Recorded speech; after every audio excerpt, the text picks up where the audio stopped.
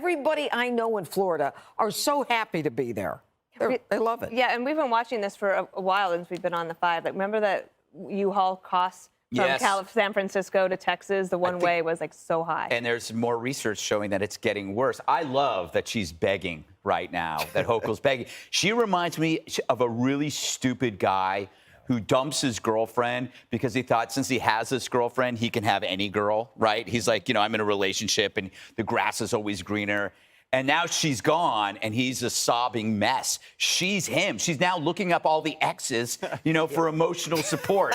Please come back. I was wrong. But the fact is, there's no cost-benefit advantage to being in a city. The blue cities have now become cities that blow a lot, and a lot has to do with, you know, the crime and stuff. And I feel like DeSantis' speechwriters are watching my show because he's comprehending the zeitgeist, which is the spirit or mood of a country, Jesse. Thank you. At a particular time. I'm going to write that down like Harold Ford. And the zeitgeist is that you can feel it, that we're all done with the woke. Yeah. You know, it's over. And before, it basically blew through America, and it scared the crap out of people. And so we all just sat there and we said, oh my God, you know, cancel culture, it's here to stay.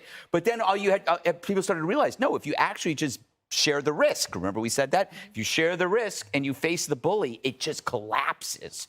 And now I think, you know, he's at the tip of the spear right now with Florida. It's good to see. Meanwhile, the burbs, we talk about a flip. The burbs are now cooler than the cities. You still got the great restaurants. You got, you know, music.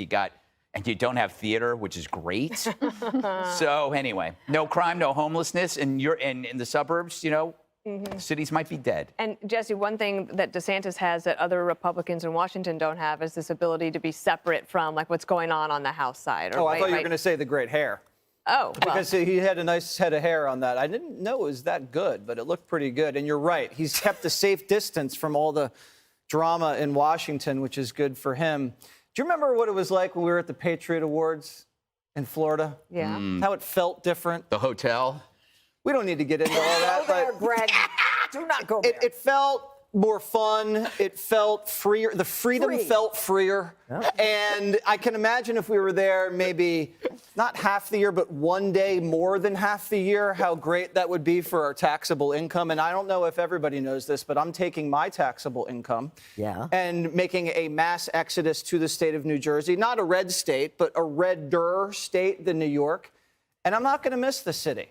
I'm not going to miss the Ubers, the traffic, the excessive tipping at every coffee shop that I go to. I was in the West Village for a while. Remember, I got beer poured over me. People yelled things at me. I was the real victim. Those Fox and Friends guys can be pretty mean. But it's definitely going to be nicer to be in the suburbs where I'm appreciated more and respected by people that like me. Jessica, do Democrats not care about this kind of exodus from blue states to red because they figure that the people who are leaving are ones they don't want to have there anyway, like what Hochul said in July? No, I mean, it's obviously contributing to some degree in the Florida example, the fact that now it's ruby red, right? I mean, Florida is now a place that Democrats cannot contend on the same level that they used to be able to. But you do have to question whether they're making these changes, but are their politics changing, right? So a lot of people who went to Texas, they went to Austin, right, which is a bright blue city in there.